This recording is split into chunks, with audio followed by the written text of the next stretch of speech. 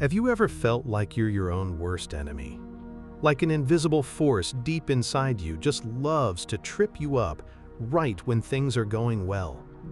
Perhaps you've had a big goal, were on the verge of success, and then, inexplicably, you procrastinated, messed up, or simply stopped trying.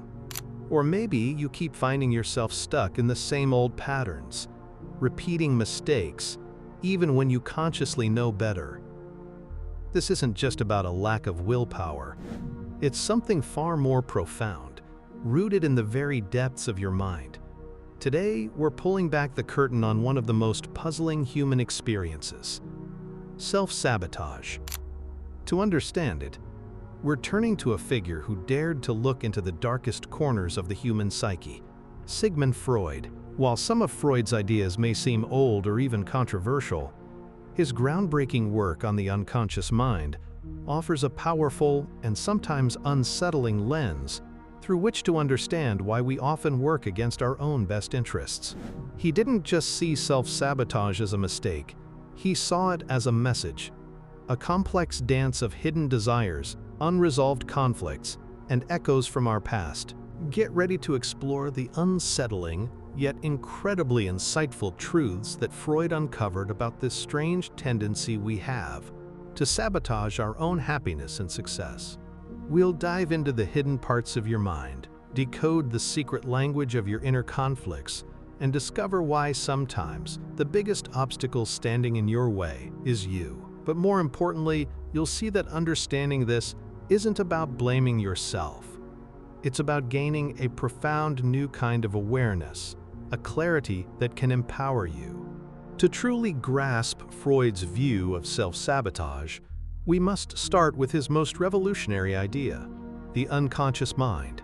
Freud argued that our conscious mind is just the tip of the iceberg. Beneath the surface, though, lies a vast, powerful realm of thoughts, memories, desires, and fears that we are completely unaware of. Yet they exert enormous influence over everything we do. When we self-sabotage, it's often because these unconscious currents are pulling us in a direction our conscious mind doesn't want to go. It's an internal tug of war, and often the unconscious side is stronger because we don't even know it's there. This unseen force can feel like a hidden hand, subtly steering your life in directions you don't consciously choose, leading to outcomes that perplex and frustrate you. Freud believed many unconscious desires and memories are too painful or just unacceptable for our conscious minds. So we push them down. We repress them. But burying them doesn't make them disappear. Instead, they simmer, finding indirect ways to express themselves. Self-sabotage, from a Freudian perspective, is one of these indirect expressions. It's the unfulfilled wish, the buried trauma, the secret fear, all manifesting as a roadblock to our conscious desires and leading us to repeatedly trip over our own feet. To further explain this internal struggle, Freud introduced his famous model of the mind, the ID, the ego, and the superego. Imagine them as a chaotic, constantly arguing committee inside your head, each clamoring for control. First, the ID. This is the primitive, instinctual part of your mind, present from birth. It operates entirely on the pleasure principle, seeking immediate gratification of all desires, comfort, pleasure, avoiding pain, without any regard for reality or consequences. It's the impulsive part that wants instant fun. When the ID dominates, self-sabotage often looks like a constant pursuit of short-term pleasure at the expense of your long-term goals. For example, if you have a big project due, your ID might scream, "Netflix, video games, ugh, avoid that hard work." Giving in leads to procrastination, missed deadlines, or failure. This isn't just laziness. It's a deep, unconscious pull towards the easiest, most immediately gratifying path, even if it eventually leads to long-term regret. It's choosing comfort over growth, often in ways that keep you from realizing your true potential. Next, the superego. This is the opposite of the ID, your internalized moral compass, your conscience. It tells you what's right and wrong, what you should do, and punishes you with guilt and shame when you don't live up to its standards. While a healthy superego is vital for society, an overly harsh or rigid one can be a major source of self-sabotage. If your superego constantly tells you that you're not good enough, or that you don't deserve happiness, it can unconsciously drive you to undermine your own success. You might achieve something great, only for your superego to whisper, "You don't deserve this," leading you to push away good relationships, underperform, or constantly seek out punishment. It's the self-imposed limit, the invisible ceiling, the feeling that you're not worthy, subtly sabotaging every step towards genuine fulfillment. Finally, mediating between these two conflicting forces is the ego. The ego is the realistic, rational part of your personality, operating on the reality principle. Its job is to find healthy, acceptable ways to satisfy the ID's desires, while also adhering to the superego's moral standards and the demands of the outside world. When the ego is strong, it successfully navigates internal conflicts, allowing you to pursue your goals effectively. But when it's weak, or overwhelmed by the relentless demands of the ID, or the crushing judgments of the superego, self-sabotage occurs. It's like the captain losing control, because the crew, the ID, is mutinying for immediate pleasure. Or, the navigation system, the superego, gives conflicting, guilt-ridden orders. The ego struggles to find a balance, and often, the path of unconscious compromise leads straight to self-sabotage. It's when your conscious will is simply outmatched by unseen, powerful forces within. Beyond these structures, Freud explored deeper, more unsettling concepts: repetition, compulsion, and the death drive. Have you ever noticed yourself repeating the same mistakes over and over? Falling for the same unhealthy partner, getting into the same financial messes, or finding yourself in the same frustrating work situations, despite consciously wanting things to change? Freud believed this wasn't just bad luck. People often unconsciously seek to recreate painful or traumatic experiences from their past. It's as if there's a deep-seated urge to master these past events, to somehow gain control over what once felt overwhelming. For instance, someone who experienced childhood neglect might unconsciously seek relationships where they are neglected again. Not because they enjoy the pain, but because their unconscious mind is trying to work through that original trauma. But more often than not, it just leads to repeating the same painful script, trapping you in a cycle of suffering. This powerful unconscious drive, well, it self-sabotages our chances for healthy, new experiences, preferring the familiar comfort of the known, even if that comfort comes with a heavy price. Even more unsettling is Freud's concept of the death drive, or thanatos. This suggests that beyond our innate drive for pleasure and survival, there's a fundamental, unconscious drive towards destruction, aggression, and ultimately a return to an inorganic, lifeless state. This doesn't mean we consciously want to die. Instead, the death drive often manifests indirectly as self-destructive behaviors, aggression towards others, or a powerful resistance to change and growth. Why do some people seem determined to fail, even when success is within reach? Why do they gravitate towards conflict, or remain stuck in stagnation, even when it causes them suffering? Freud might argue the death drive is at play. It's about seeking a state of equilibrium, a reduction of tension, a return to the unchanging state before life's struggles began.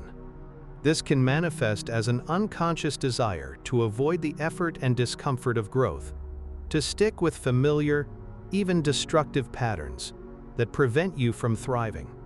It's the part of us that sometimes seeks comfort in familiar suffering, avoids the challenge of true growth, or undermines our own vitality, subtly moving us towards inertia rather than flourishing.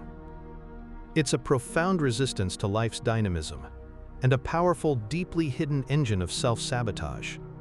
To protect our conscious minds from anxieties and conflicts, especially those stemming from the unconscious, we develop, well, what we call defense mechanisms.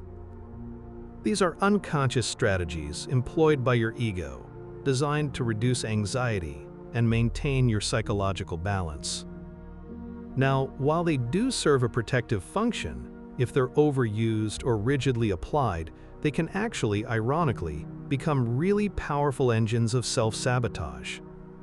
First up, there's repression. This involves pushing really distressing thoughts, memories, or feelings out of your conscious awareness, deep into the unconscious. For instance, let's say you had a very critical parent. You might repress the memory of a specific, hurtful incident. Now, that repressed memory can then lead you to unconsciously avoid situations where you could be criticized, even if those situations are actually opportunities for your growth. And this avoidance, well, it actively sabotages your potential for advancement and learning. Then there's denial. This is simply refusing to accept reality or facts, especially those that are unpleasant. Someone who denies the severity of, say, their financial situation might just continue to spend impulsively, sabotaging their future security. Or, a person in an unhealthy relationship might deny obvious red flags, completely sabotaging their chance at genuine happiness. Next, we have rationalization. This is all about creating logical but false explanations for your behavior or feelings, which are actually driven by unconscious impulses. For example, instead of admitting you procrastinated on a project due to a fear of failure, you might rationalize it by saying, "Oh, I work better under pressure," or "the deadline moved anyway." This allows you to avoid confronting the true, often uncomfortable, unconscious motivation, perpetuating that self-sabotaging behavior under a veil of seemingly reasonable excuses. And finally, there's projection. This is when you attribute your own unacceptable thoughts, feelings, or impulses to someone else. If you unconsciously feel lazy, for instance, you might accuse your coworkers of being lazy. Now, while it temporarily reduces your own anxiety, it really sabotages your relationships and prevents you from addressing your own issues, ultimately hindering any true personal growth. These defense mechanisms, though designed to protect our ego from anxiety, become self-sabotaging when they prevent us from truly understanding and addressing the root causes of our behavior. They keep the unconscious hidden, perpetuating the very patterns we consciously want to break, ensuring we stay stuck. Freud firmly believed that the bedrock of our adult personality and many of our self-sabotaging patterns is laid down in early childhood. Our earliest experiences, particularly with caregivers, shape our unconscious beliefs about ourselves, others, and the world. If, for example, a child experienced inconsistent love or felt unlovable, they might grow up with an unconscious belief that they don't deserve good things, or that success will inevitably lead to abandonment. This unconscious belief, formed decades ago, can then drive self-sabotaging behaviors in adulthood. It can cause them to push away opportunities, ruin relationships, or simply stop short of achieving their full potential. Why? Because deep down, success conflicts with that ingrained, painful childhood narrative. Similarly, an overly strict upbringing might lead to an overly harsh superego, fostering chronic self-criticism and a fear of risk-taking that stifles growth. Conversely, an overly permissive upbringing might foster an overly dominant ID, leading to a lifelong struggle with impulsivity and a lack of self-discipline, making procrastination and immediate gratification the default. The dark truth here is that sometimes the seemingly irrational ways we trip ourselves up today, well, they're not random. Instead, they're echoes, deeply etched patterns, and unresolved conflicts from a time we can barely remember, playing out in our adult lives. Our present-day self-sabotage can be seen as an unconscious attempt to resolve old traumas or confirm old, painful beliefs about ourselves. Let's also consider the powerful, yet often hidden force behind self-sabotage, unconscious guilt, which is heavily tied to what we call the superego. Individuals sometimes carry deep, unconscious feelings of guilt, perhaps for desires they deem unacceptable, for past mistakes they haven't quite processed, or even for simply existing in a way their inner critic considers imperfect. When this unconscious guilt festers, it can manifest as a powerful need for punishment. And often, the easiest target for this punishment is oneself. This can look like deliberately undermining your own success, pushing away healthy relationships, or even continuously making choices that lead to suffering. Imagine someone who constantly gets close to a promotion, then just inexplicably makes a major error right before it. Or someone who starts a promising relationship only to pick fights and push their partner away, leaving them baffled. Unconsciously, their superego might be orchestrating these failures as a form of self-punishment, believing they don't truly deserve success or happiness. It's a way for the psyche to balance an unseen ledger, to atone for sins or inadequacies that may only exist in the realm of the unconscious. The dark truth here is that we can be our own harshest judges and even executioners, punishing ourselves for perceived faults that may be entirely unconscious, or perhaps rooted in archaic childhood beliefs. This self-punishment, disguised as bad luck or poor judgment, is a profound form of self-sabotage, ultimately preventing us from experiencing the very joy and success we consciously strive for. Finally, consider a less obvious but equally potent form of self-sabotage: the fear of success itself. While it seems counterintuitive to fear something we consciously desire, Freud's lens helps us understand how success can be perceived as a profound threat by the unconscious mind.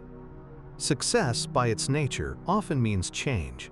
It means new responsibilities, new expectations, new relationships, and stepping into an unknown future. For the ID, which craves comfort and familiarity, this change can be deeply unsettling. The ID might prefer the known quantity of failure or stagnation, simply because it's familiar and predictable, even if it's unpleasant. It's the devil you know syndrome, where the unconscious prefers the safety of the past to the daunting possibilities of the future. Furthermore, success can also trigger the superego. If your superego has an ingrained belief that you are unworthy or that success is morally corrupt, it might push you to sabotage your achievements. It's a classic imposter syndrome taken to the extreme, where the inner critic screams, "You don't deserve this, you'll be exposed. It's better to fail now than to be found out later." This can lead to self-sabotaging behaviors like underperforming once a goal is almost achieved, creating drama, or simply withdrawing from the spotlight. Success can also be terrifying because it might challenge old family dynamics or unconscious loyalties. If you come from a family where no one ever achieved significant success, or where success was met with resentment, your unconscious might fear that your own success will separate you, make you an outsider, or betray your origins. This loyalty bind can be a powerful, invisible force, driving you to undermine your own progress, to stay connected to your roots, even if those roots are holding you back from your own potential. The dark truth of the fear of success is that it's not always about fearing the unknown. It's about fearing the disruption of the known, even if the known is painful.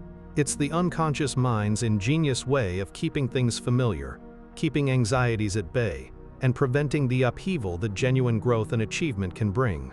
It's a protective mechanism gone awry, becoming a fundamental barrier to our own fulfillment. So we've taken a deep dive into the fascinating and sometimes unsettling world of self-sabotage through the eyes of Sigmund Freud.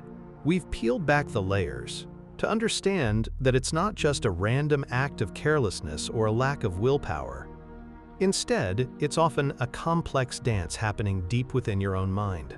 We've explored how the hidden parts of your mind, the unconscious desires, and the echoes of your past can sometimes push you to work against your own best interests. It's this constant tug-of-war between what you consciously want and those unseen forces at play, like the pleasure principle, wanting instant gratification, or even that surprising idea of a death drive, a hidden part of us that sometimes seeks comfort in familiar suffering or avoids the challenge of true growth. But here's the empowering truth. Understanding this isn't about blaming yourself. It's about gaining clarity. It's about recognizing that you're not broken, and your struggles with self-sabotage aren't a sign of weakness. They're a sign that you're a complex human being navigating a complex inner world. The very act of watching this video, of seeking to understand these hidden forces, is already your first step towards agency. It's you, shining a light into the shadows, making the unconscious conscious. So the next time you find yourself tripping over your own feet, whether it's putting off important tasks, pushing away success, or repeating old patterns, try to pause. Instead of judgment, bring curiosity. Ask yourself, what hidden part of me might be at play here? What unseen fear or old comfort might I be clinging to? This knowledge gives you a new lens, a new tool to observe your own mind and make different choices. Now I want to hear from you. Have you ever felt this hidden hand of self-sabotage in your own life? What patterns have you noticed? Share your insights and experiences in the comments below. Let's start a conversation about how we can all better navigate these deep Freudian currents within us. And if you want to keep exploring profound ideas from history's greatest thinkers, ideas that help us understand ourselves and the world around us in a deeper way, then make sure you hit that subscribe button. We're just getting started on this journey of uncovering the fascinating truths that philosophy has to offer. Thank you for joining me on this exploration.